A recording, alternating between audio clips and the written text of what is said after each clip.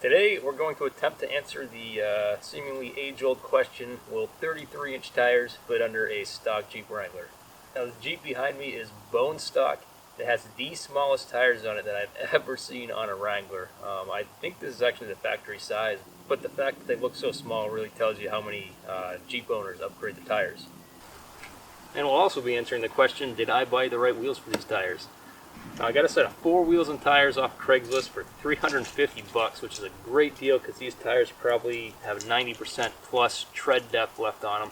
So they're pretty much brand new. And these are the General Grabber AT2s, so I think they're kind of supposed to rival the BF Goodrich All-Terrains. They got fairly similar tread patterns to BFGs. They got the 12.5 wides. I would have preferred 10.5 wide. I like a skinnier tire personally, but for the price, I was happy with the 12.5. So these were mounted on a Ford Explorer before I bought them, and I know they should have the same wheel pattern, but I've kind of had mixed experience in the past mounting Explorer wheels on Jeeps, because the bore diameter in the center here on factory Ford wheels is a little tight to fit on a Jeep. These ones look like there's plenty of clearance there, but we'll find out for sure. So you can see there's quite a bit of rake going on here. The front of the Jeep looks to be a few inches lower than the rear of the Jeep. So I think if we run into problems anywhere, it's probably going to be up front. Number one, with the vertical clearance because of how tight that area is right there. And with turning as well, because these are 12.5-inch wide tires, which are pretty wide. And being that the Jeep has about 200,000 miles on it, I'd say that probably the front has sagged and the rear hasn't. I would imagine there's probably a little bit of a rake towards the front from the factory, but I would think that the front was probably a little closer height to the rear. So we're going to start with the rear since that's probably closer to factory height, and if it doesn't fit there, then we know for sure it won't fit up front. After lifting the FJ up and down quite a bit with that jack, it's kind of comical how light this Jeep is to lift.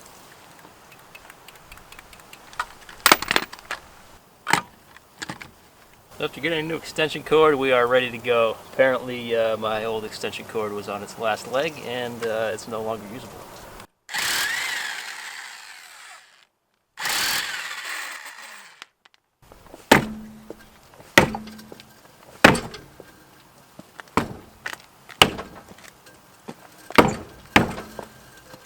So for anyone who doesn't live here already, I certainly do not recommend moving to the northeastern United States.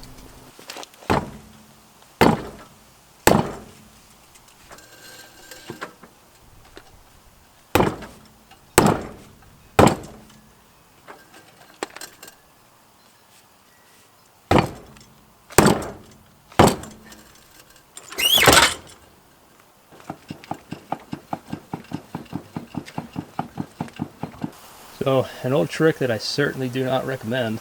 We're going to loosen up our lug nuts. Might as well do it on all 4 wheels because it's going to be a problem on all 4. I'll tell you right now, the wheels are rusted right to the hub. And it's actually pretty common in this part of the country, unfortunately. Just going to loosen up all the lug nuts just a little bit.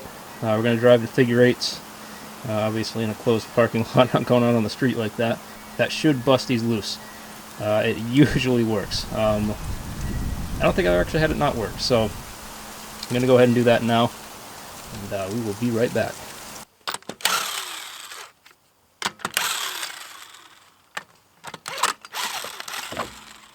Success! You can see all the rust right around the end of the axle shaft here. That's just what ends up rusting onto the wheel with all the salt that gets put on the roads out here. Luckily this Jeep spent the first 10 years of its life in California, so it's not as rusty as most around here, but man, 8 years of salt so far, really starting to take its toll. Now, we can see how crusty these lug nuts are right here. I'm going to see if I can find a better set. I know I have quite a few extras kicking around from other Jeeps I've had over the years and parted out and whatnot, so I'd prefer not to scratch up these wheels too badly with these ones. We'll see what I can come up with. Bag of lug nuts. Should be some decent ones in here. Just out of curiosity, I'm going to see how much brake material's left on here. I haven't had these off since I bought the Jeep. They're not coming off now.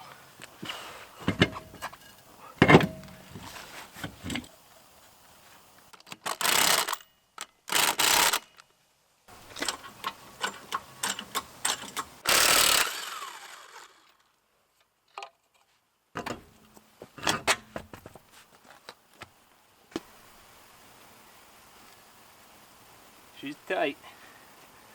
Real tight.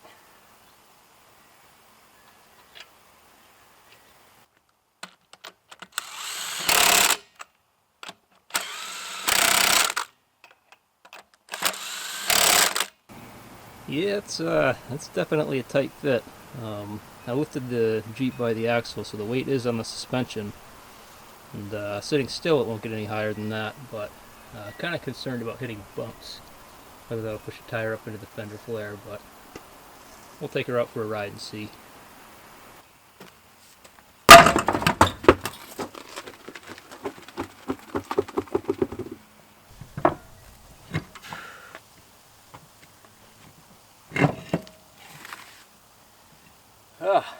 Glad these aren't 35s.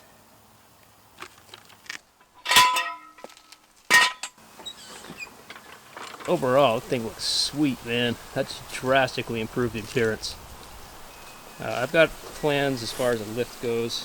Already picked up the springs for it, so I'm going to be doing a suspension lift and then a small body lift on here. But to just get by on 33s, I think you can do it. We'll take it out for a ride to be sure, but it looks doable.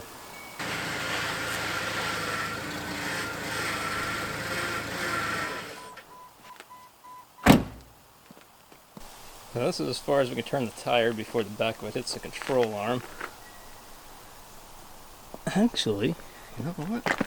Well, it's hard to tell for sure because the wheel may have bounced back a little bit since I shut off the ignition, but got a good inch or so between the tire and the control arm up here in the front when the wheel's all the way turned. And this is usually where they'll hit first in my experience. Got a big tire, usually it will end up hitting the control arm before it hits anything else.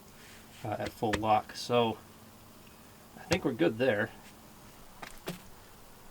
It's all pretty tight in there, but I don't think we're hitting anything.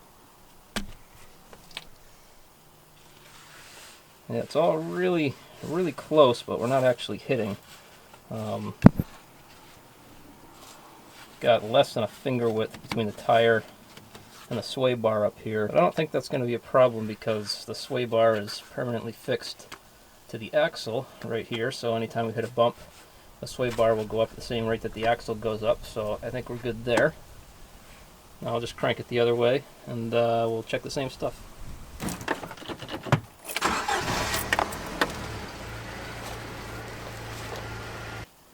On this side, we actually have a broken sway bar link, which I haven't bothered to fix yet because I would eventually like to upgrade the sway bar, and I don't want to waste money on the link in the meantime. I suppose that could be a safety hazard if I was driving on the highway or driving like a moron, but I try not to do either in this. And there's the other side. Same deal, so we'll find out when we're moving for sure. If we're rubbing against the control arm, I'll be able to hear it, and then consequently there will be little rub marks on the control arm. Alright, let's go. Be interesting to see how little power this thing feels like it has.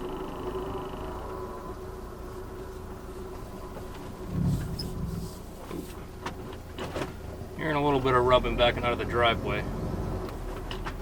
Kind of sounded like a fender flare maybe, a little plasticky. So we're going to take it pretty slow to start here. I live on kind of a rough road if you can't tell by the camera bouncing around. So haven't heard anything really too bad yet. Heard a little bit of rubbing maybe on a fender flare when I was backing out of the driveway onto the street. Ooh yeah, I'm feeling a lack of power. Just hit a little bit of an uphill and yeah. Not as bad as I thought it was going to be though. So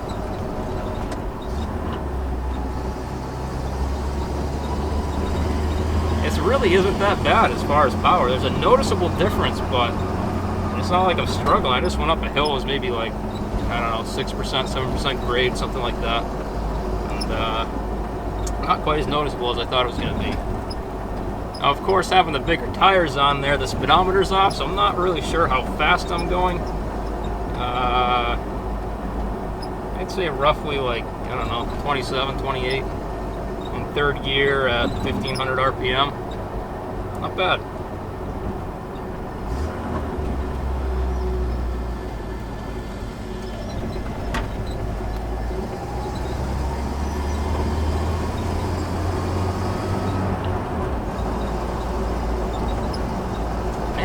bad at all. So I've had a 4-cylinder TJ for well over a decade, and in one form or another, I've had quite a few of them. And with how little power they have on stock tires, I figured 33s were going to be pretty bad. If I knew it was this decent, I probably would have gone to 33s sooner, but hey, happy I've got them now. And we will be doing a re-gear to the axles. That'll be down the road. Got a lot of stuff planned for this. But long story short, I've already got some gears I'm going to put in it. I think I'm going to re-gear it myself. It'll be the first time doing that, but hey, how else are you going to learn?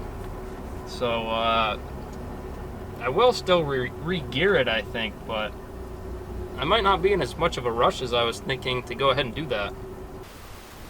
So here it is, sitting on 33s. No lift, stock height, no body lift, nothing, just bone stock other than the 33s. Obviously I'm not running a hard top, so that you know, might affect the rear a little bit if I was, but not bad at all. I'm very happy with this, and that really changed the stance on this thing. This just looked like a wimpy, puny little thing before. Now these tires on it, I mean, that just significantly changed the look. So the short answer, can 33s fit on a stock TJ? Yes, they can, technically.